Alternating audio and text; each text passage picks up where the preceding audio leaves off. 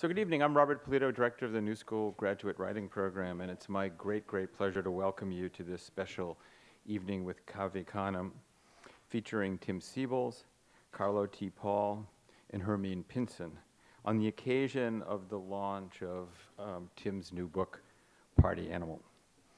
I'd like to thank all of our friends at Cave Canem, especially Allison Myers and Afisa Jeter, and the special beauty of Cave Canem.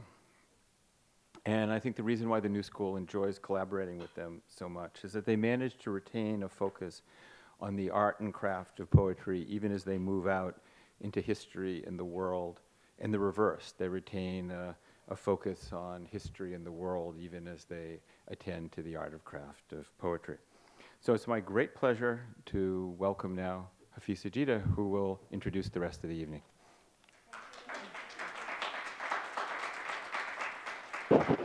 Hello, welcome. I'm Afisa Jeter, and I'm the Programs and Communications Coordinator at Cave Canem. For those of you who do not know about us, we are a national organization dedicated to cultivating the artistic and professional growth of African American poets. Throughout the year, we offer a lot of great programming, including an upcoming book launch with Cyrus Cassels and featuring Rachel Eliza Griffith on April 19th at 6:30 p.m. at Cave Canem. On April 26th at 6:30 p.m., we will be back here for our annual Poets on Craft event, this year featuring Patrick Rosal and Tracy K. Smith. Also, if you check out the table in the back, you can sign up for a mailing list to receive updates, as well as to find out more about our upcoming events. You can also learn more about us and what we're up to, as well as other ways to support us by visiting our website at www.cavecanempoets.org. Currently, we are in the middle of our April's Fellows fundraising drive with a goal of raising $25,000 during National Poetry Month. So if the spirit moves you, please pick up a donation form or visit our website and you can donate there.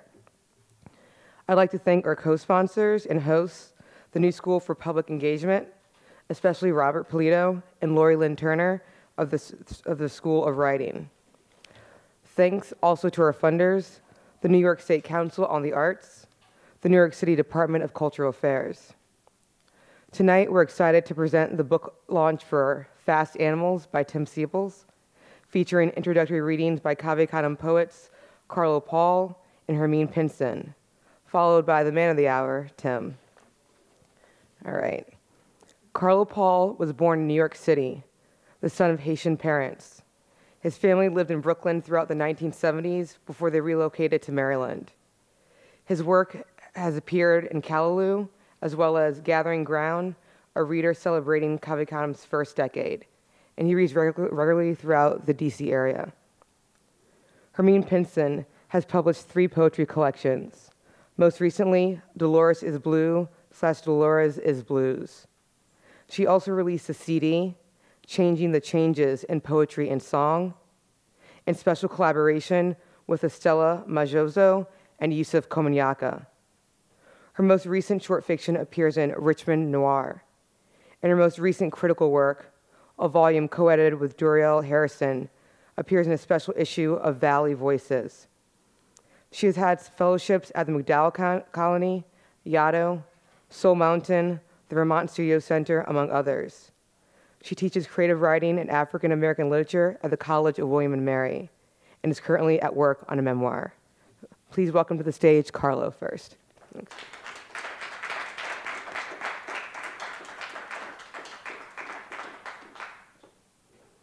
How's everybody doing? Hey. Want to thank Cave Canem. I want to thank everybody for coming on out. It's so great to see the Cave Canem family out here. I miss you all. I love you all very much. Thank you. I'm going to start with some April poems, and I'm going to end on an April poem since it is April. First poem is April. Days are marked by titanic losses in Waco, Texas, and Oklahoma City, at Columbine High and Virginia Tech, with Hitler's birth and Dr. King's death. Is it a blessing or curse for 1 month to date both the death and resurrection of the Christ. This next poem is called 1 April 1984, and it's for Marvin Gaye. When that bullet finally exploded between them, did he suddenly see his entire life go in a flash before his eyes? Or was it a blast of music? Big orchestras exploding like fireworks from his brain, lush strings, trumpets, all untitled, all new music, all of it, drums, horns, thick bass lines, arrangements, blues, vocals, compositions, anthologies, all bleeding out from the ends of his mind now. Volumes of albums going out now, going down, go, going out, go, like a finale, all the way to the last scores and breath and pulse and down to the final heartbeat.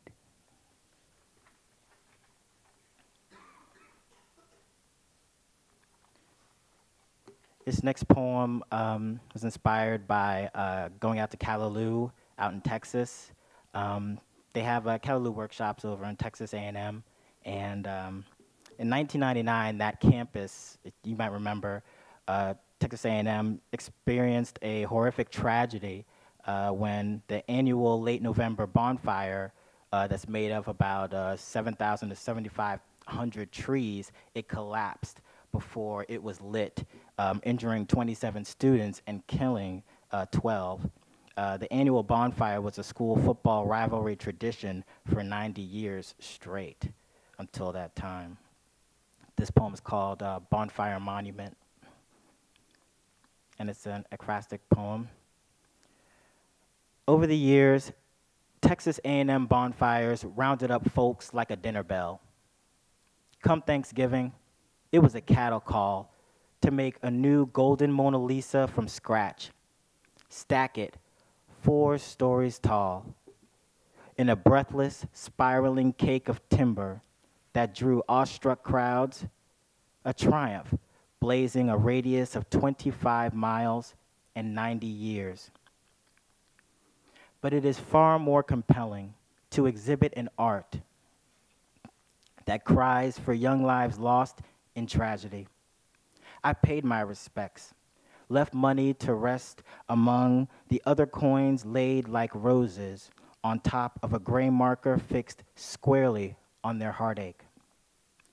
And I felt like part of the maroon inner circle, swallowed by a somber round of 12 perfect standing rectangles that loomed like open doorways, marking each of the victims' lives all gone, yet each leaving behind distinct caskets of shadows over the grass.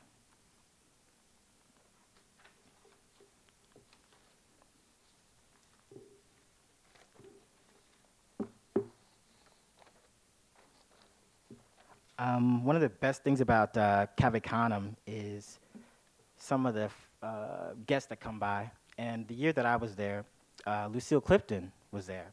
And she's my poetry idol. And I'm so selfish. She came to our workshop, and I was like, God, I hope they don't workshop my poem before she gets here. I want her to be here when they workshop my poem, because I'm so selfish. I'm sorry to admit that. And that's what happened. By the time she walked in, they hadn't done my poem yet, so if I remember right. So they did my poem when she was there, and she changed the last line of my poem, which made it much better and made it perfect. And that's why everybody should support Cave Canem for moments like that. And when she did it automatically. After I read my poem, people were laughing, they were clapping, and she just blurted out, "You should change your last line to this." But she was smiling when she said it. And then she realized it was just a poet in her that just made her automatically say that. And it was such a great moment. I love the smile that she had afterwards when she was looking at me. I was like, So glad you read my poem. Okay. This one's called 2 Packs of Sugar, and it's for Machiavelli and the same Parish Crooks. I am sitting in my living room watching the news when the reporter says, 25-year-old rapper and actor 2 Packs of Sugar was gunned down today in Las Vegas. And I don't know whether to laugh or cry as the camera cuts to broken-hearted sentiments from Salt and Pepper, Ice Cube, Iced Tea. Now, she changed the last line because I ended on Salt and Pepper. And she said, no, no, no, no, no, you have to end on Iced Tea. It has a better sound to it. You have to end on Iced Tea. And I was like, you're right. You're right. Never thought I would, have a conversation with her like that, but she was absolutely right. This next poem comes with a visual. We did some ekphrastic poems at Callaloo. And thanks, Greg. This is a sculpture. I hope everybody can see it. It's a woman sitting on top of some chairs on here. It's a sculpture by Alison Sarr. And ekphrastic poems, you're going to make a comment or write something about a piece of art that you see. Everybody can see it.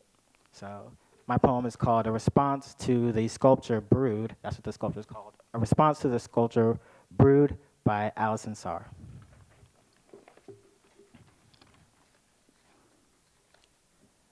I thought they were bar stools, but now I see they are empty chairs, stacked underneath her, with legs dangling as she sits on top of them all, naked.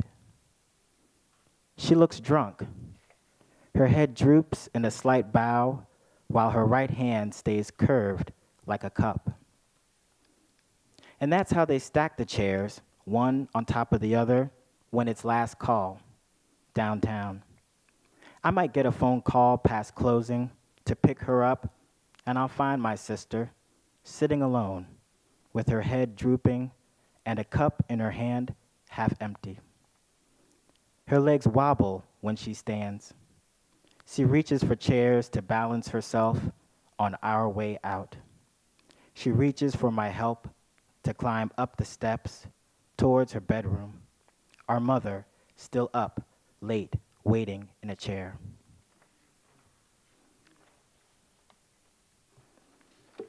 Last 2 poems.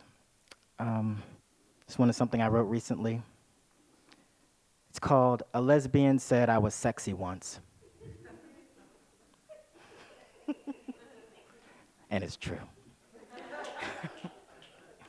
A lesbian said I was sexy once, and it stopped me cold, as if she slapped me on the butt. It blurted out from her lipstick and fell like lightning onto a dark and empty dance floor while we danced separately as a boy and a girl. It turned us all around, those handful of words reaching across the sheets of blank paper between us, making me smile, the way poems fall onto laps, as wild ideas first, then dares you to take the lead.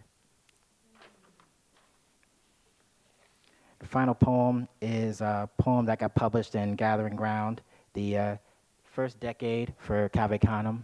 My poem's on page 144. I'm going to put that on my gravestone. It's an April poem. I thought it would be appropriate to read. It's the 100-year anniversary of the sinking of the Titanic. And this poem idea started out at work when I was telling a joke to one of my coworkers. I said, the reason the Titanic sank is because there were no black people on board, and black people bring luck, and that's why it sank.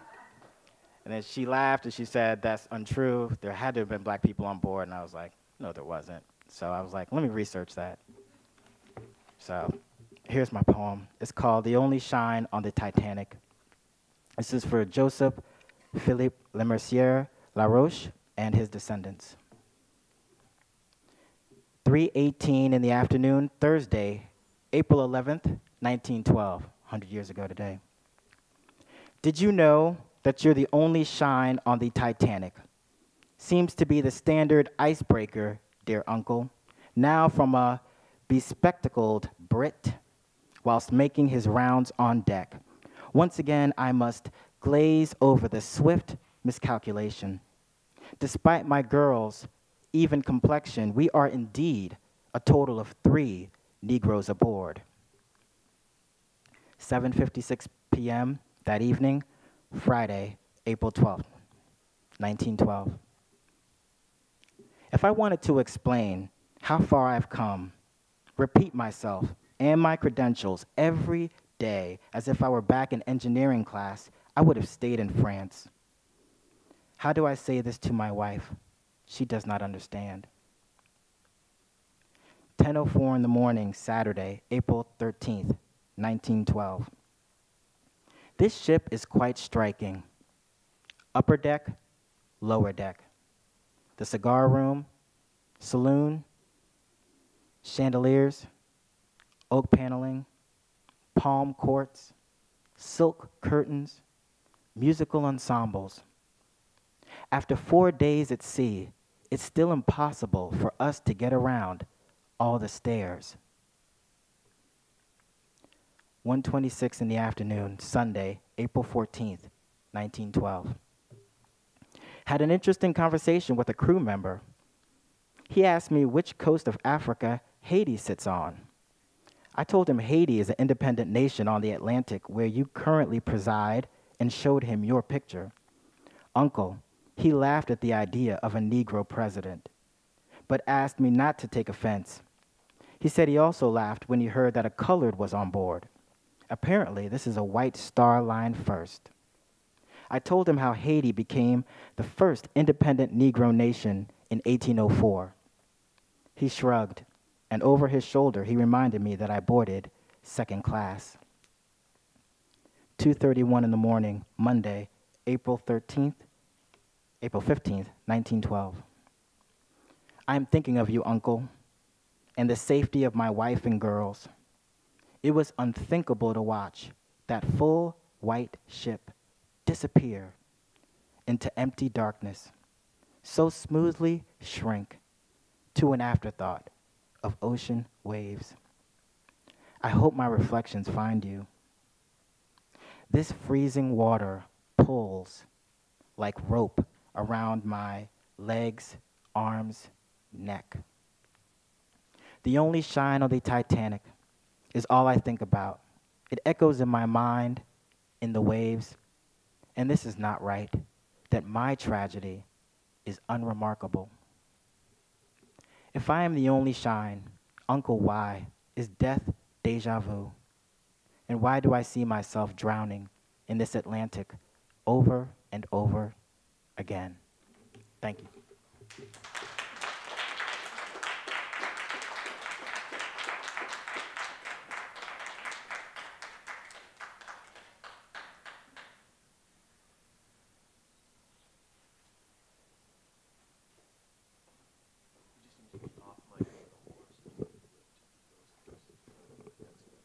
That's good. That's good. Can you hear me? Good evening. I'm so glad to be here this evening. Came up from Virginia, me and Tim. I'm going to read a poem entitled A Girl, and the epigraph is from Plato's Dialogues. No element which is one and the same with itself can be changed.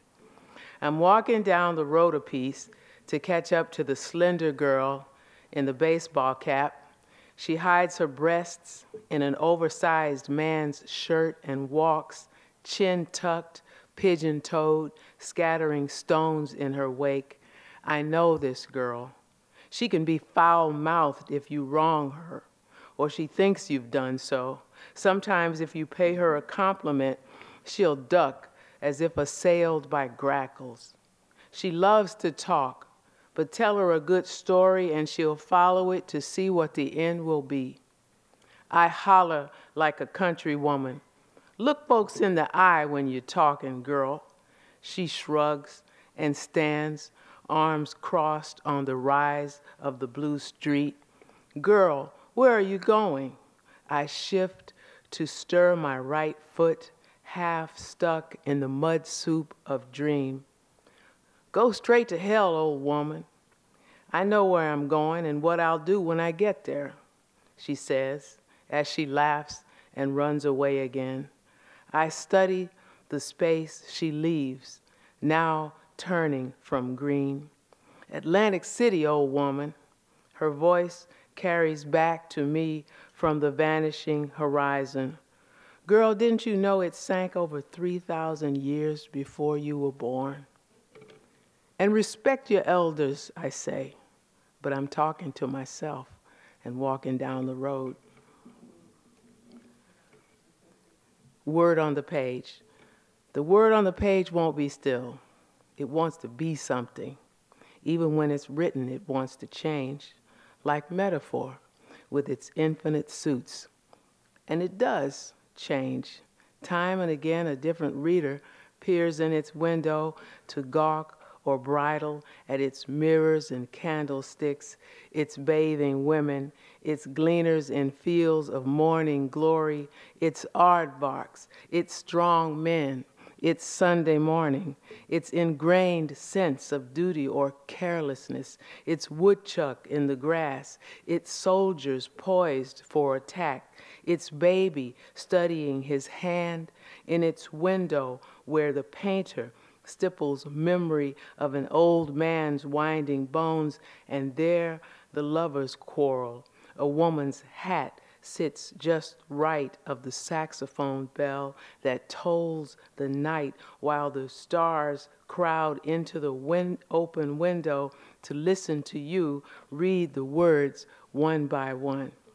2, your eyes move across the page and words don't make sense like you do in the abracadabra of meaning. Now you have it, now it's moved to Brooklyn.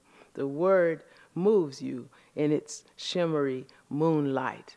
In wool or polyester, it brings order to chaos. Waiter, like the sound C# makes when you write it.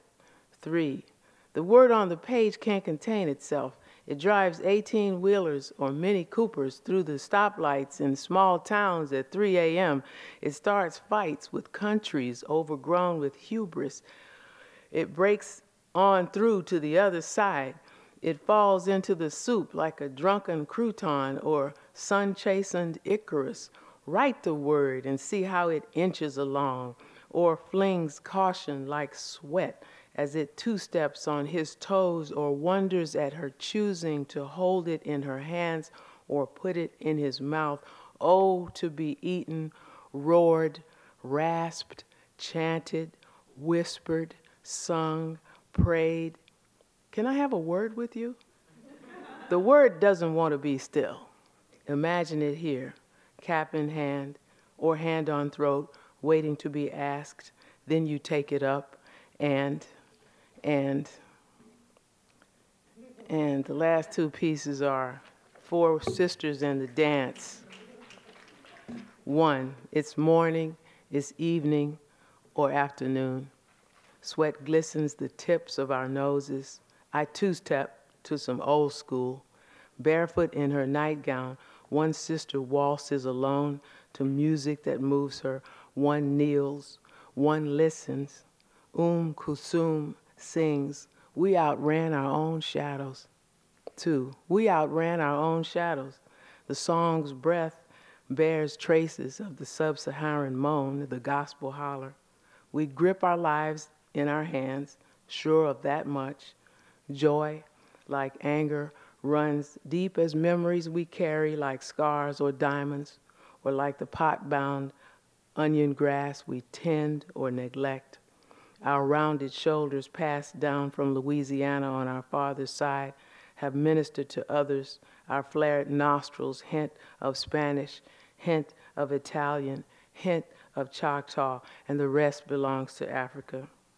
3, one day is a door to open or a window, and even if after all we have to shut the window against the rain or take off our hats to catch the kiss of a snowflake, we remember the dance that binds us in the trail of letters, cards, phone calls, emails. Our deep regard or frostbitten gaze holds us fast on this shrinking globe where the mothers of New Orleans see the images of waters rising over Iwate and bless the daughters of Miyagi, Fukushima, Ibaraki, and Tokyo. Beggaring hyperbole, we run, we weary, we sit down in the grass on the side of the mountain, we soothe our children, comfort our husbands, we wail or hum or watch, we shape our days shape us. For here's a photo of us as 4 coppery brown pigtailed girls holding hands. What did we know then? What did we believe? 5, African violets for the oldest. Blackthorn roses for the middle sister. Bird of paradise for the youngest, whose robe is the color of the Boronia. We hold hands to bridge the distance between faith and fallibility. We pass on the dance. We pass the dance on. And this last one is actually a microfiction that Meta Sama published for Ragazine. It's called The Cat and the Mouse and the Shoe.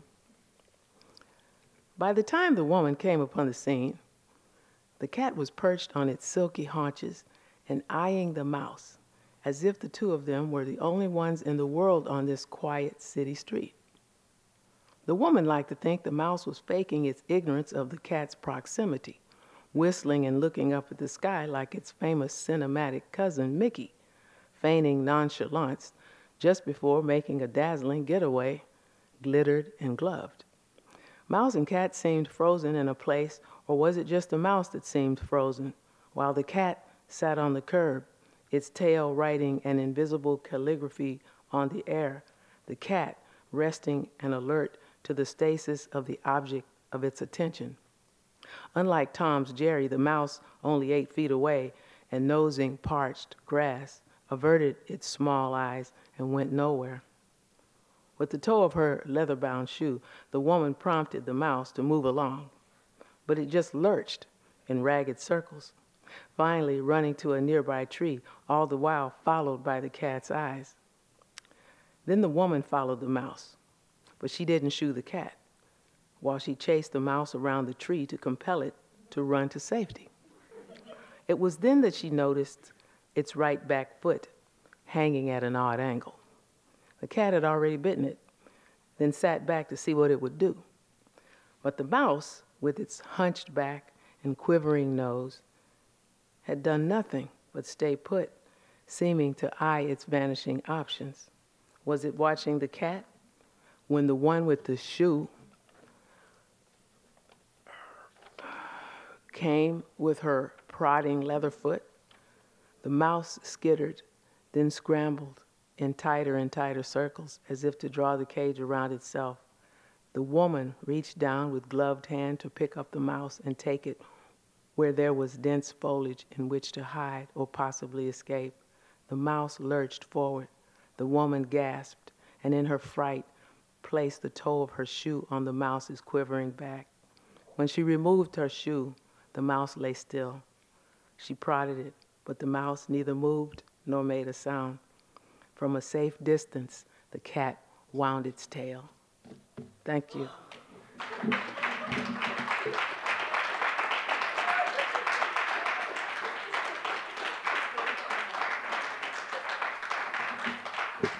Oh, thank you, Carlo and Hermine.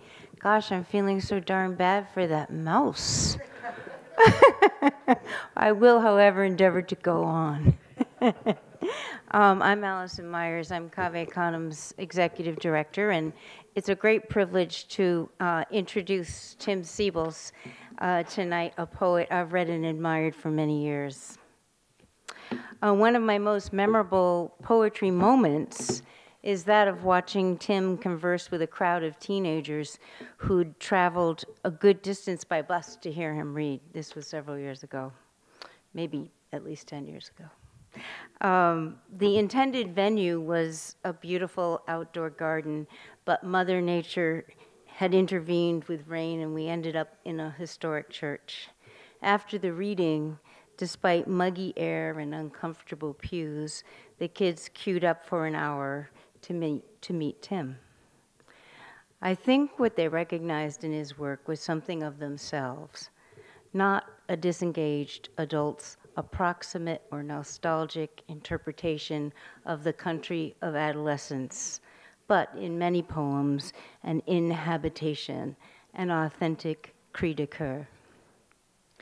In his introduction to Buffalo Head Solos, his impressive fourth book of poems, Tim writes, "This culture, deranged by both spoken and unspoken imperatives, mocks the complexity of our loneliness, our spiritual hunger for dynamic meanings, our thirst for genuine human community, for good magic and good sense. Why not approach language and its transforming potential with a ravishing hunger, with a ferocity bordering on the psychotic?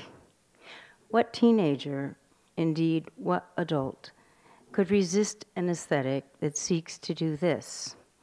Or a subject position that declares war on, again in Tim's words, a poetry that doesn't want to be too conspicuous, that knows its own place, that doesn't mean to trouble the waters, that is always decorous and never stomps in with bad breath and plaid boots." In all his collections, from Hammerlock to Hurdy-Gurdy to Body Moves, Tim is that poet who blessedly troubles the water. I conjecture his newest book, Fast Animal, which I'm itching to read, does similar work. A Cave Canem faculty member, Tim has received many honors, including an Open Voice Award and fellowships from the National Endowment for the Arts and the Provincetown Fine Arts Work Center. His widely anthologized poems have appeared in such journals as Callaloo, Plowshares, the Kenyon Review, and Black American Literary Forum. He teaches in the English department and MFA writing program of Old Dominion University. Please join me now in welcoming the fine poet whom Nin Andrews calls a musician of the spirit and the body, Tim Seibles.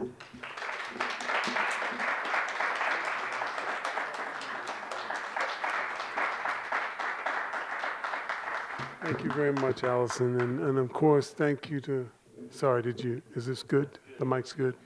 Anyway, and of course, thanks to all the CC family out there, Karma, Carlo, Hermine, and many others of you. And it's an honor to be with Carlo and Hermine. We're overdue, you and me anyway, because Hermine lives right down the road from me in Virginia, so we have to come all the way to New York to read together. All right, but I guess we did read together at one time at the other spot. Okay, all right. Anyway, so such a pleasure to have everyone here.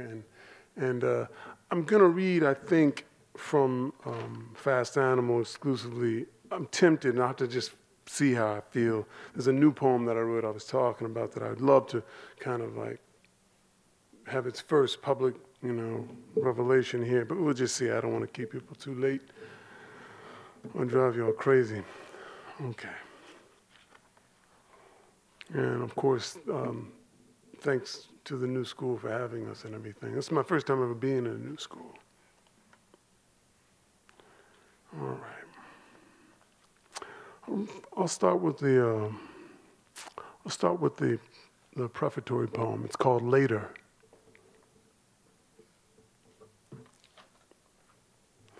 I don't know what I'm becoming. From calm to fear, my mind moves, then moves. Out there is the place, streets, storm drains, stores, where everybody goes. I point at that, then that. There are enemies of the world, in the world. Know what I mean? I see them on TV. The birds, the robins in particular, repeat a warning I think I should understand. All night they stay in the trees with their small beaks. Do they ever really sleep? If nothing more, they insist. They insist on something. Just like me, behind these windows, talking alone, as though thinking isn't loud enough. Early. It used to be early all the time. I hear my voice coloring, filling in, and I feel sure, the way a seed feels sure, shoving a root into black dirt. You can't know what you're becoming.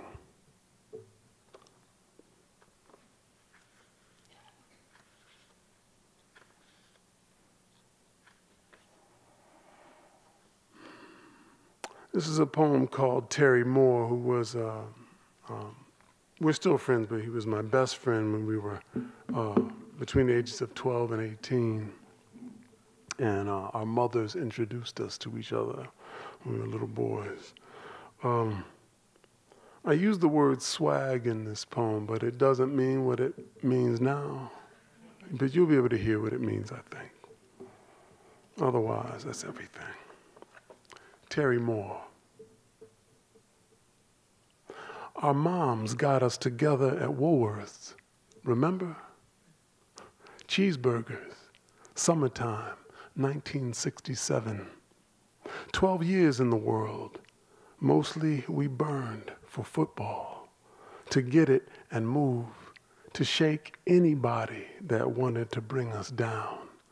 6 points was all we needed, and time to find the future where we'd be badass superstars. We thought it was hard being young with adults running things. And it got harder not to think about girls and which words would bring them close to our hands. Miniskirts. Remember checking the cheese in study hall? Marna Evans. We had no idea where those legs could lead. If it weren't for movies and the legends of our big brothers, we might never have believed in smooth whispers, long kisses, and maybe even now we'd be dreaming only football, the rough touch of leather tightly laced, grabbed and carried to a place where men danced with nothing to explain. The end zone, the promised land. And who could blame us for craving such a simple destination? Then came Joni, and for me, it was Jane. Short hugs, slow songs, their mouths swimming into our mouths. Among the Philly brothers, the word was swag. Did you swag on her? We'd ask, supposing the wet dream of lips. How many times did y'all swag?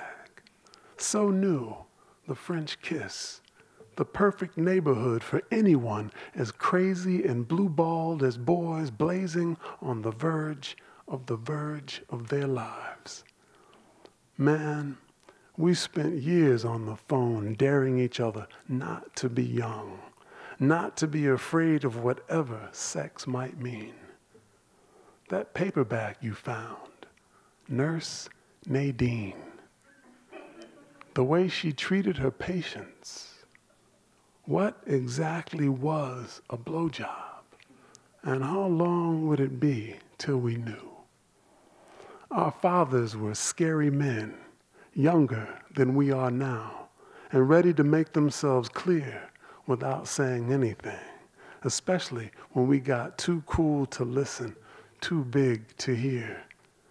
Did they believe in sex the way we were starting to? Was there some secret living softly inside their fists? My father loved my mother. It looked so simple. Year after year, the kiss goodbye after breakfast, the kiss hello about 5, conversation at dinner, TV until time for bed. It's pretty clear I didn't know much about my parents, just that they were usually nice people and mostly on my side. And this makes me wonder just how blind I'm gonna be, 'cause these days I hardly see anything the way I saw things back then. And bruh, my eyes are wide open. The NFL will never see us. I can't do half the moves we used to do. Loose leg lean, that cut back stutter, short grass lit beneath our simmering feet. But I'm glad these 40 years have found us still friends, that we played some football and watched each other break slowly into men, which is what we are by now, which was always what we thought we really wanted. All right.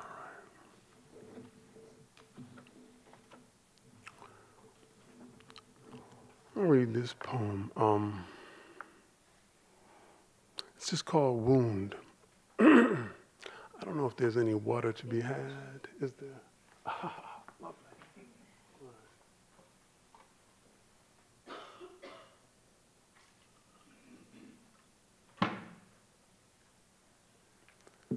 Wound.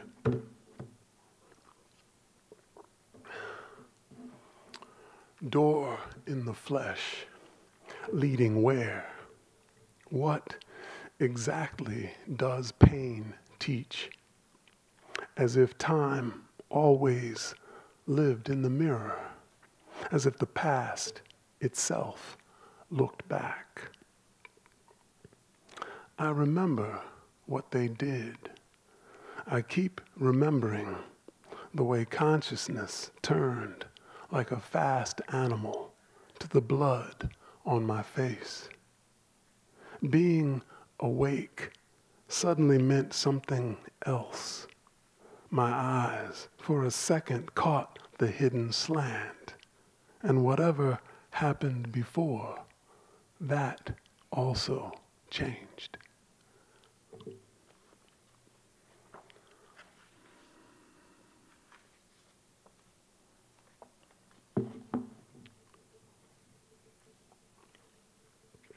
This is a poem. It's a villanelle. It's called Mad Poet's Villanelle.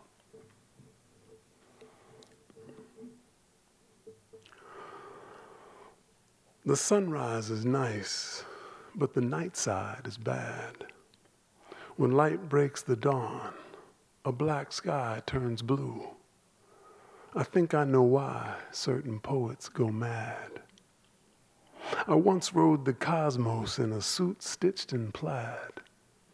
The earth was my spaceship and me the rough crew. The big light was nice, but the night side was bad. I can't understand why I can't understand. They learned me some books and their churchery too. It's pretty damn clear why the poets turn mad. It's a bootyful life. Shouldn't sex make us glad? But the first touch of lips brings the turn of the screw. The first light's good light, but the blind side is bad. Be all you can be, like it says in the ad, and do a few things that the Janjaweed do. You can see why the sweet poets run mad. Sometimes I think I've been totally had. I fell for this life because I thought life was true.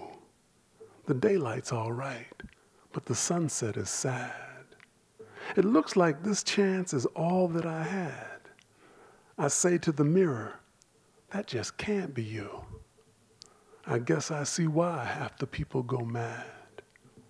Maybe if I could just talk to my dad. Didn't it seem like your dream would come true? The sunrise is nice, but the blind side is bad. I think I know why certain poets go mad.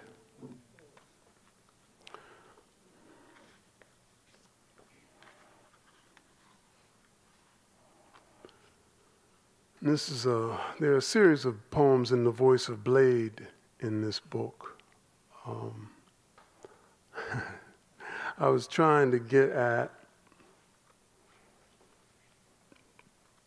I probably don't have to really say too much to people here, but during that period between the years 2000 and 2008, there was a way that you kind of lived with a simmering rage, you know?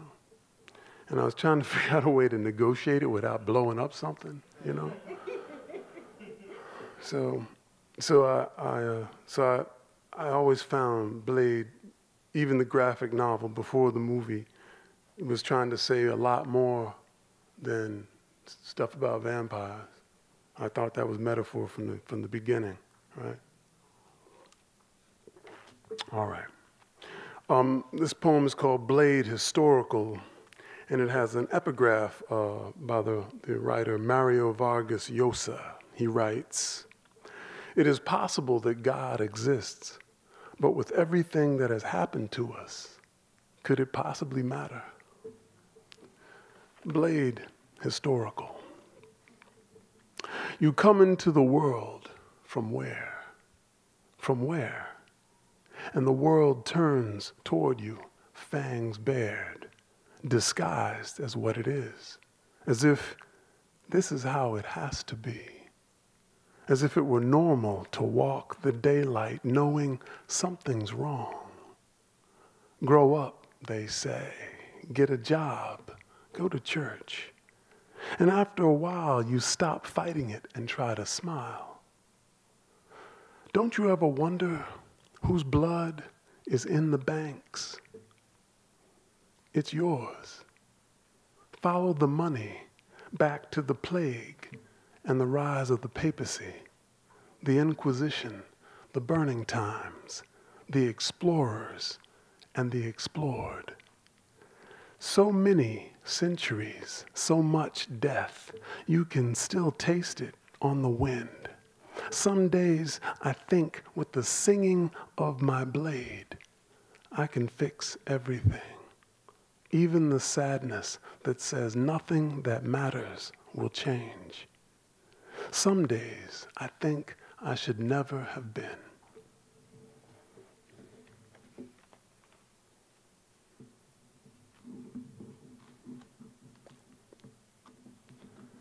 Anyway, I'll read this poem because the movie was set up here in the city.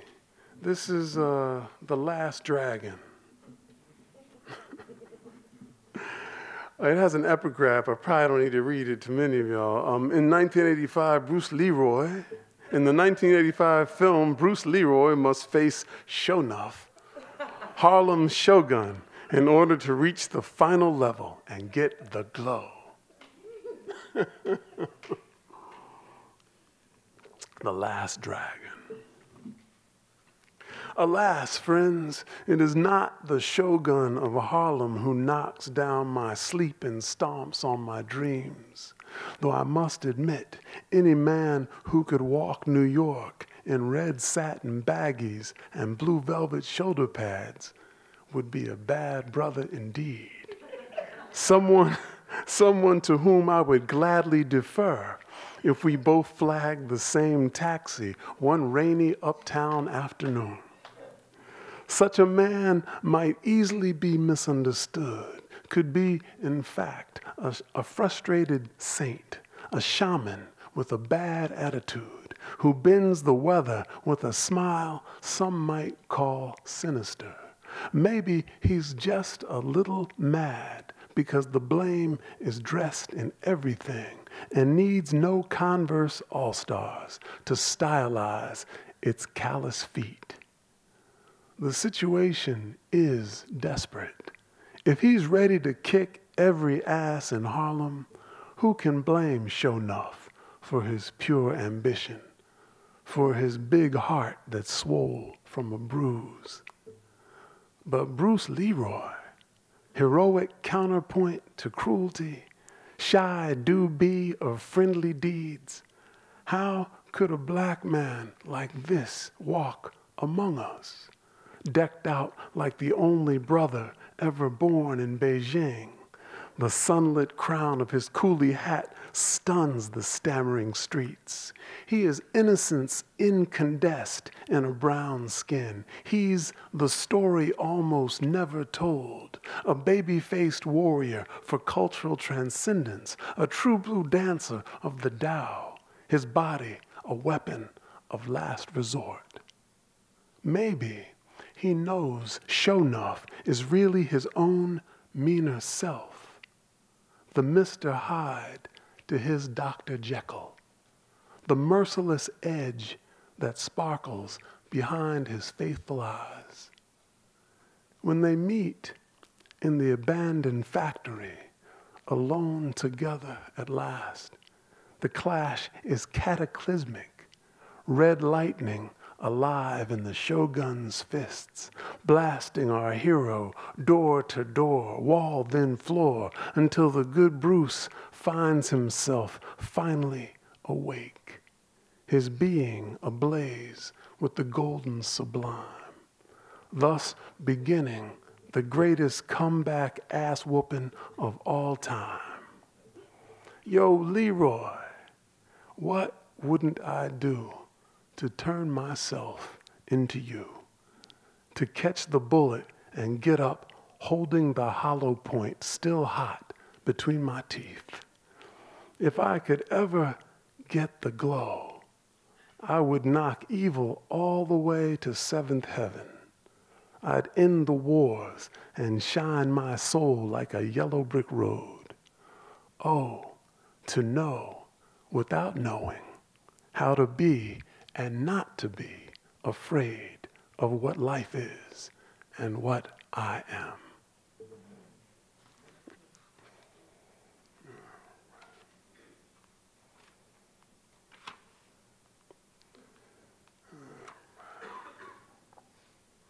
I got Tyamba Jess in the audience. We have a secret blues connection. So I'm going to read this poem and maybe another blues poem, but this is called Kiss My Villanelle, and it's and it's a blues for James Blood Ulmer, and if you don't know who that is, you should check him out. He's probably one of the last of the older bluesmen. Pine Top Perkins died, a year ago or so? He's one of the last older ones. He must be in his mid-70s, late 70s. Blood Ulmer. Anyway, this is for him, and I'll read it for Tyamba also. Kiss My Villanelle. I'm older today than I was yesterday, and somehow I guess I just done lost the knack. I wish I could fix that, but what can I say? I trundle around with my feet made of clay. You'd think after a while y'all might cut me some slack. I'm older today than I felt yesterday. If Sade Adu called, I'd go right away. I bet she keeps love in a black satin sack. I wish I could meet her, but what can I say? Don't look over here like I'm just in the way. Time was the fine girls kept me flat on my back. I'm older today than I did yesterday. I pagan the streets with my heart like a stray and hum with the trees till the sweet earth hums back. Don't want to be lonesome, but what can I say? When I get the good cards, you just mess up my play. Would you kiss my behind if I sat on a tack? I'm bolder right now than I'll be in a day. How can I help but get carried away? When I was a boy, I got beat with the strap. I try to forget that, but what can I say? It takes more than guts to go jump in the fray. I spit in the wind, and the wind spits right back. It's colder today than it was yesterday. I try to forget that, but what can I say?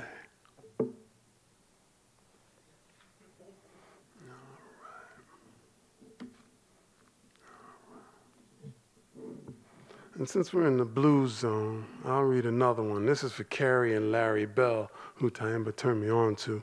It's a father-son duet. Blues. This is a funky blues. Sometimes I have to explain what a B-side is because people don't know what a B-side of a record is anymore. But I don't think I have to explain it here.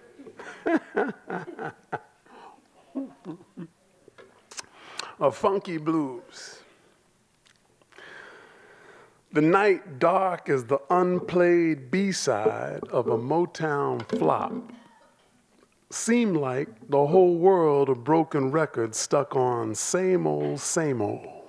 And here come a piece of moon, skinny as Darlene's leg, dropping light like chump change on my corner. A moon that needed sorry butt kicked, just like cool-ass Jerome coming round in wrinkled shirts and mismatched socks, looking hungry, steady trying to borrow something and pay you back later. I remember one time I let that motherfucker hold $25 till next Tuesday. $25. Like I got that many beans to burn. Must have been feeling like Jesus or something. Well, next Tuesday been and gone probably 25 times by now. And if I seen a penny of that money, I must got Halle Berry upstairs in a satin teddy too.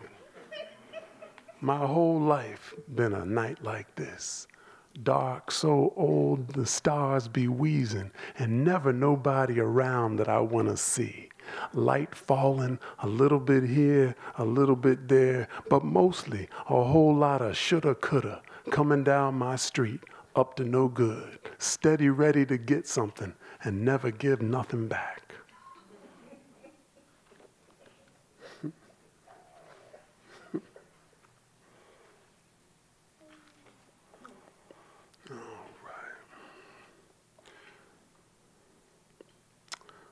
All right. This is Blade Unsympathetic. It has an epigraph from Deacon Frost, who some of you who know the story, Deacon Frost was one of the ranking vampires. He says, "They don't matter, they're our food." Blade Unsympathetic. Ever take communion? Ever watch the war on TV? This place is for predators, baby. It doesn't matter that you never knew. Your innocence is the key they turn to let you out and lock you in. Nobody wants to see what's really happening. And by the time you start to understand, the baby teeth are gone and the big teeth come in. You're in the blood and the blood's on you. If you play along, almost everyone will sort of be your friend. In the human world, don't the wolves look a lot like the sheep till the slaughter begins? Try to remember, is that your face in the window? Is that your name on the card? Maybe you should get some body armor. What else can I say? Mine is black. Eat as much garlic as you can.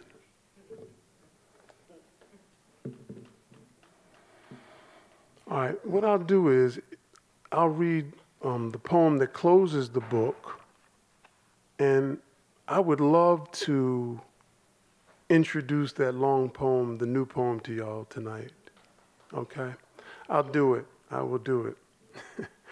Anyway, this is the poem that closes Fast Animal, and I'll read the other poem because this seems like I got my CC peeps surrounded me. I'm safe.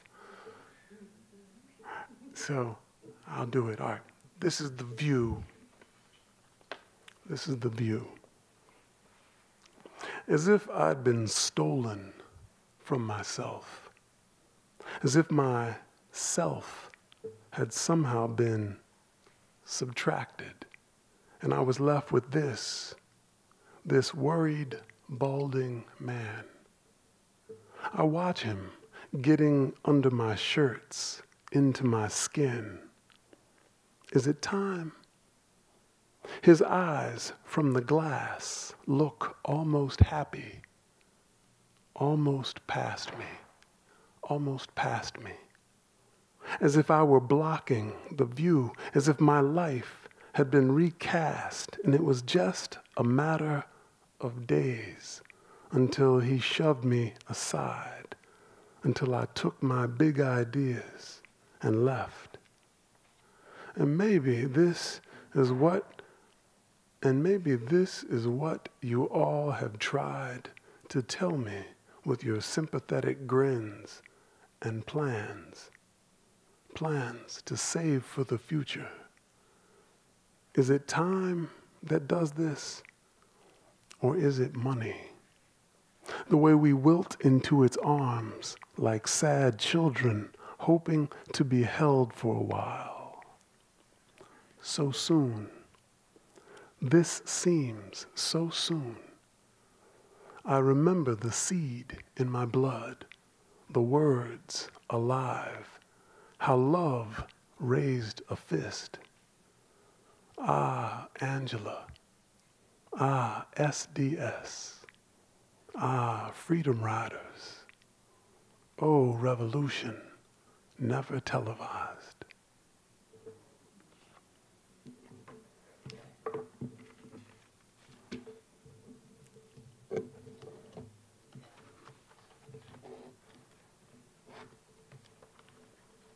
Anyway, when I was finishing that collection, it's dedicated to Lillian Smith and Gil Scott-Heron. And I was so hoping I'd get a chance to give a copy to Gil Scott-Heron. And so when he died, I was really taken aback. I thought, man, I just didn't expect that at all. Anyway. And if you don't know who Lillian Smith is, check out a novel called Strange Fruit. She was a white Southern writer who had her house burned down because she was trying to represent black people as real people in her work. Basically is what happened to her. But there's still a prize given in her name, actually, for work that deals in various ways with race progressively. Anyway, so I'll read you this poem, and I appreciate you letting me offer this up to you. It's called One Turn Around the Sun. I'll try to do it right.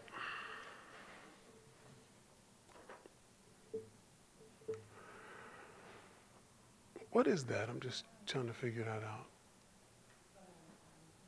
Okay, on the other side? Okay, I'm sorry. I keep hearing, they're trying to break in.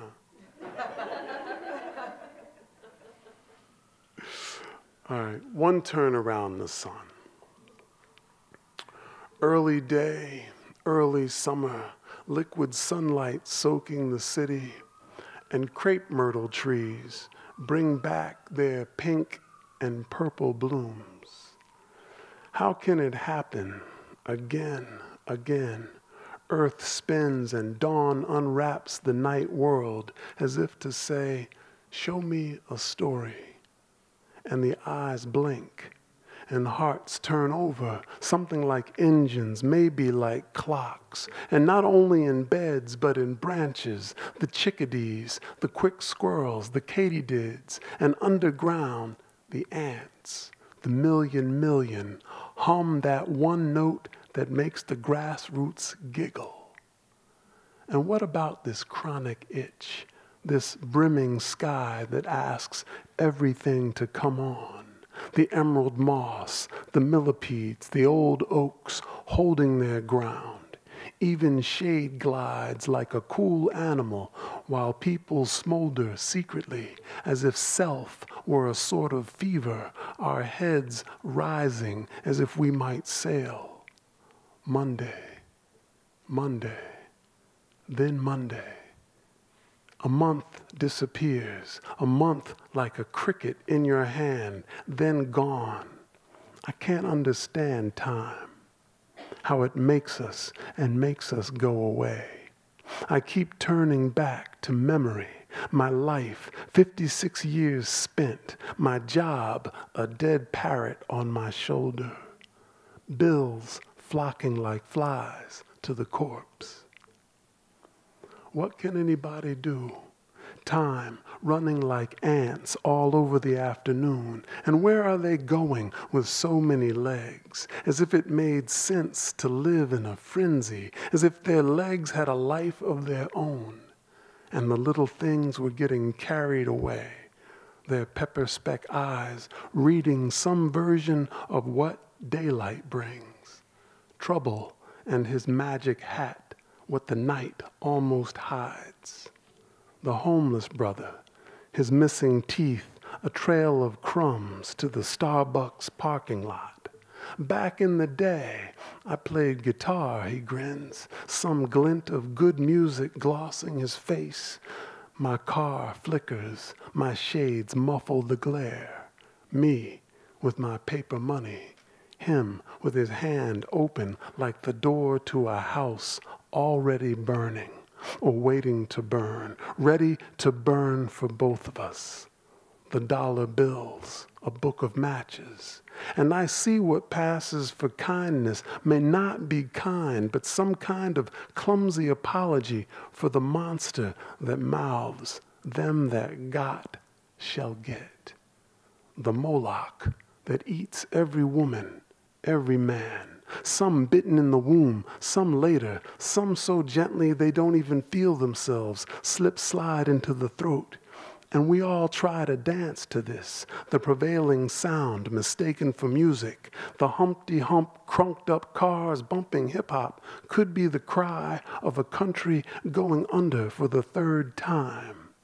Everybody put your hands in the air and wave them like you just don't care. Cells and phones, Twitter's tweets charged and recharged, telling each other what, as the big teeth close around us. When I was a boy, I would get up early and go outside. Summer coming on like the smell of cinnamon toast. A little dude, shod in sneaks, primed in shorts, my voice sweet as a sparrow's. I remember the red ants on first patrol with their no-nonsense faces, giving me the once-over, strolling up my shins with a bold nonchalance. I could hear them muttering all they had to do before dusk, something like discontent twitching a few antennae. Why am I out here with 6 legs and no pants? I could live for a year on 3 strawberries. Fuck the colony. Even then, my mind threw itself toward what nobody said. My new brain filling like a blister. The ruckus inside me, a carnival come to town. Early summer, liquid day, free time soaking the city, and this slow-walking woman, the rich potion of well-made hips, the accent of such motion slightly muted beneath her black shorts. And of course, I hear my blood getting dressed. First swerve of self towards a better orbit, heat lightning on the heart's coast. The sexual chance, the great maybe, and what about the brave shock of first touch, the sumptuous crush of kiss, the groove communion, thigh studying thigh, so much of this displaced by jobs, by septic religion, ghost dick capitalism, television, the anytime friend, bright star with make-believe light, the come hither and scold of this colony called America. I look at Facebook, the hopeful eyes peeping from the cyber window, the need to be seen, known. I look at people in bars, beer and nachos, cooked beef appearing, then gone, young men, young women, the unconscious ooze of such beauty, and flies landing quietly, planning a future. War. Wars like hit songs, the torn skin of the daily scrum. Cars restless at red lights, millipede pedestrians, kill zones, the big buildings, boxes full of work to be done, bosses and drones, busy. The word repeated until it becomes a city itself, every brain zigging to the zag. Blue collars rub the sore machines. Executives graft the goods and call the shoppers who catch the scent with their long snouts and come. I see the brothers, their brown faces, the hard masks trying not to look surprised by the undeclared siege, the mainstream deftly sicking its dogs, sending the guns, locking the doors, and night flaring her cloak, the moon bitten, never whole again. I think about children, how grown-ups dole out something like love if they'll be good, how they smile when we smile, how we agree not to say what we know, not to know what we know about growing up. The calendar's gone bad, weeks dashed to chalk, the rules spread like pox, children nod to the cob, heads scored in the vice. So they will run tra-la-la into the happy mouth, like the rest of us. And all that's left of me now is my want for the woman in black shorts, who doesn't know how sincerely I would praise the caramel chocolate sea salt of her secret body. How well I would forget the churches and mosques, the synagogues, the come-along schools. Give me the pagan cathedral of a woman's cunt, the dawn of her mouth meshed with mine, the good goddess giddy in her eyes, the blood in harmony. What else better? What drink so smooth? What justice more complete than the justice lovers do? Once upon a time, they tell me I was born, but I can't remember the muscular push, the hands, the clanging light. According to my mother, it was August, and I cried loud and loud. Wish I knew where they were, that class of 1955, the nursery choir that heard me trying to solo hour after hour, all of us blind, our little lungs clanging the air. I look back at myself looking back, but the fact is, one morning I was found on earth, and strangers learned me their ways. This noise they call speech, and how to act. Right now, I am behaving myself. Note the mismatched mittens in my eyes, the baby goat gumming my brow, the normal shirt, pants zipped, the mischievous eel pinned down. I keep trying to behave. Act like you have some sense, my father says. Easier said than done, I say. It's all I can do to keep from pissing on tree trunks and storefronts, marking my turf like a two-legged tomcat, marking this life as if I belong. I've spent a lot of time being polite, making myself a reasonably good citizen, but sometimes some people should have the shit slapped out of them. And not only presidents and priests, born-agains and racist boneheads, but everyday people like me who dress up for the status quo, buy the beast a burger, then get a half-hearted dry hump and a Frenchless kiss in return. Fingering receipts, checking my watch, when I should be tongue out, tasting my time like a terrier. I should soak my brain in kerosene, strike my head like a match. How many seasons have I nixed for my job? How much craving tased in my trousers? While all summer, America becomes the land of tiny shorts. Such visibility. Oh me, oh my. as if I had never before, as if every photon had flown to teach me light, the hive swarming even now to raise these words in my mouth. What can I do? My life, choose on my life.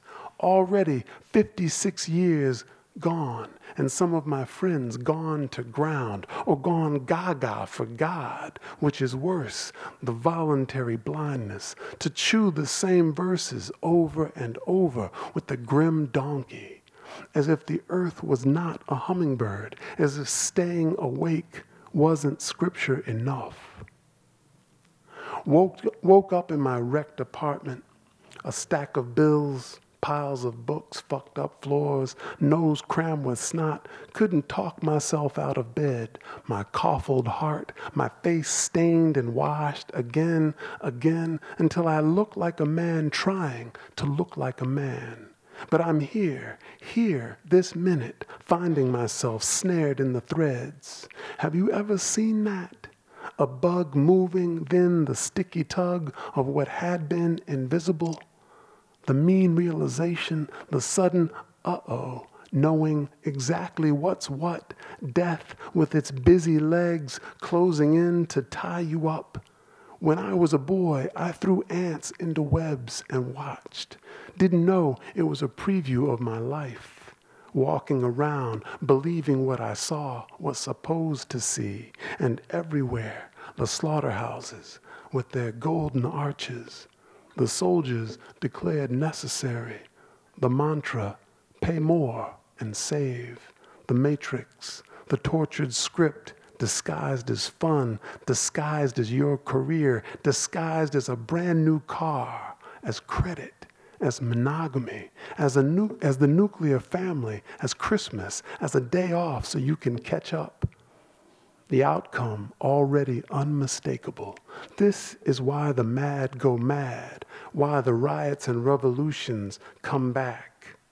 This story, this tall tale of whiter whites and blacker blackberries with apps for apps, this corporate democracy, this military fantasy, these American cronies, us busy monkeys, us monkeys in chains, us monkeys on TV. This story is not our story. To live for that green, to be all about dollar bills, is to be chummed and gaffed, is to wake up with a barcode for a face, to know dawn as a soldier sent by the clocks, a prod, a shove, a hangman petting the scaffold. Dawn, I knew it once in the days before this. Peach light, new sky, liquid summer, swimming the breeze, the way her mouth brushes your ear. Dawn's kiss on the thigh of my soul, my eyes, 2 loons, twin musketeers, 10 orgasms, twice kings, revoking the governments and their armies, rescinding the weekdays and the legions dying for coffee, dying inch by inch in the quicksand, in the getting to work.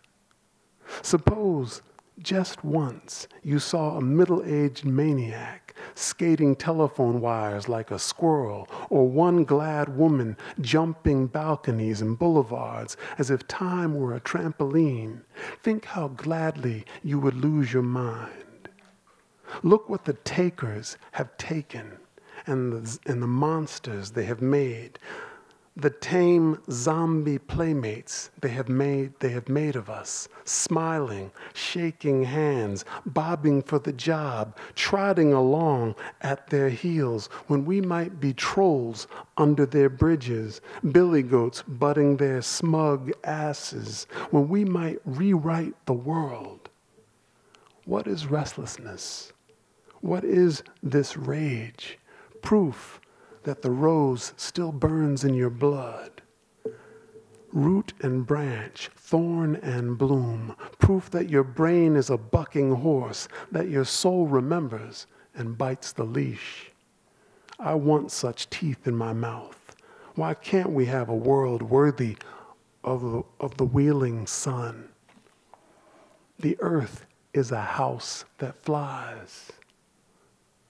I remember my parents, my mother trilling her soprano, my serious father and his black fists, how determined they were, how they kept on despite the heavy sleet strafing their lives. They should be famous for getting dressed the morning after Martin Luther King was killed. I was 13, puberty coming on like a seizure. I went to the kitchen. My cereal sat there, sugar snowing on the brown flakes, my mother tilting the spoon, my father with his Cherokee eyes, cup rising to his lips, getting ready for the day, getting ready no matter what, doing the had to be done. I can't recall what they said, but they were calm. My brother stabbed his eggs. There would be riots at Germantown High School, and my parents went to work, surrounded by white people who measured their words. I sit here with these pencils, meaning to make some sign, some song, something like the love I've been given. I feel the pulse pecking my wrists, but I don't know. I don't know.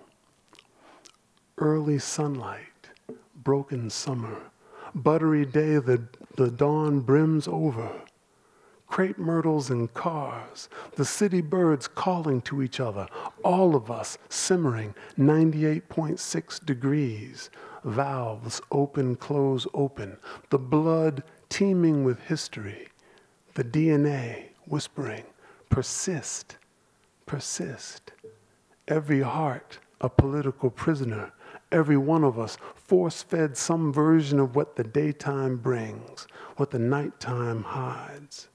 Already death sketches my face, my beard drawn gray. Death has a dawn all his own. Century after century, he opens his scabby arms, while rise upon rise, little kids rush the land, tasting everything, meaning to take it all back, believing themselves the first, the smartest, the true. Back in the day, I was a child, and everywhere was a soft cookie. But the members of the Klan were babies once, and the officers of the Third Reich, and the soldiers called Janjaweed, and Dick Cheney and his puppet, the Idiot, and Tojo, and the Taliban, and Assad, and Mugabe, and everyone who swung a blade in Rwanda, and the rapists running the rape camps, and the chemists who chemmed napalm, and the Khmer Rouge, and all the slave masters with their busy cocks, and every gun-gaming cop, and the man who shot Mahatma Gandhi. Everyone, a child once, coming from the rainforest warmth of a woman's womb. Everyone taught the amnesia like me. Once, I was a goofy boy, pressed into knickers and knee socks. My mother tucked a napkin under my chin, made me gingerbread with black-strap molasses, read me the Billy Goat's Gruff, Little Black Sambo, a child's garden of verses. How I grew beneath the sky of her voice, how ready to run. Eeny, meeny, miny, mo. Catch a doggy by the toe. If he hollers, let him go. I hid and chased, flew and fell, was wings and no bird, my legs spinning as if they had a life of their own. I spend adulthood trying to blend in, trying not to be the stranger who's become strange, trying not to be it, that lost brother in the parking lot, trying to sing, smelling like moldy piss and dead dog, with no lovers or friends, with no place to sleep, though sleep has become harder and harder to find. Oh, friends, the sun comes back again, only to find us strumming our dim teeth, filling our pants, squinting the light, kissing death's dusty ass, while the ants, the trillion, look right at us, tiny heads turning. Do you think they think we're beautiful? I've held a few, felt the savage bite of those ready jaws. Imagine your own self grabbed by something 10,000 times your size and deciding to bite it. To be in the clutch of a monster and still sink your whole life into one stupefying chomp, meaning, get off me, goddammit. Isn't that what courage is for? To lay claim to your life, to roam beyond the grasp, beyond the rule of whoever means to use you as fuel for bad machinery. Break open your eyes, the night, without being asked, with no vote and no compromise, backs off for the sun. The days are more than we say they are. Dawn gives birth to them all, names none. The minutes riot, time flames in every direction. Let's get out of this stupor called a normal day, this dumb farm called country. The heart starves with the feast nearby, and we swallow the words of a story nobody wants to tell. But why? Why be practical when the hour rips her gown, kicks down your door, and wraps her strong legs around you? Why pretend you don't know what I mean? Yesterday, after thrashing a tasty cake crimpet, I saw an ant stealing a crumb way, way bigger than possible. I was downtown. Chevys flexed their engines, pedestrians pushed on, sandals, high heels, sneaks, business kicks, some mouths smoking, some spending talk through a small box, trying for the ear of someone invisible, someone who makes the daily knock hurt less. I believe it is hard to be human, to be these new animals, hard to say yes to this singular blood and to the flying world that made us. Who keeps conjuring the distractions? Who? What are the names that gnaw on the soul? Our heads smolder and blaze, slow light filling the streets. Maybe now, it is time to be born. Early day, open summer, a slight breeze over the sleepers, our tired legs on edge. We circle the sun in so many ways, this earth and all the other planets holding their own.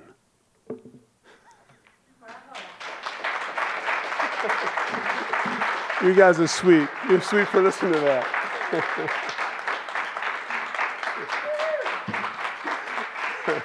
Thank you very much. You're very kind. I appreciate it. Thank you. Thank you. You're very kind. Thank you. I know it was long, Allison. I apologize. I kind of went insane for a second. But I figured this was the place. But you're sweet. Thank you. Thank you all again. Thank you, thank you, thank you, thank you. Thank you for hanging with me. I drove out some of the infidels, though. Did you see some of the infidels now?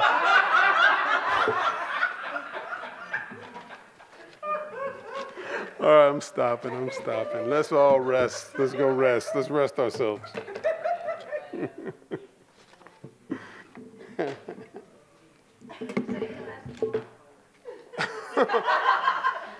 No, I'm going to read another long poem.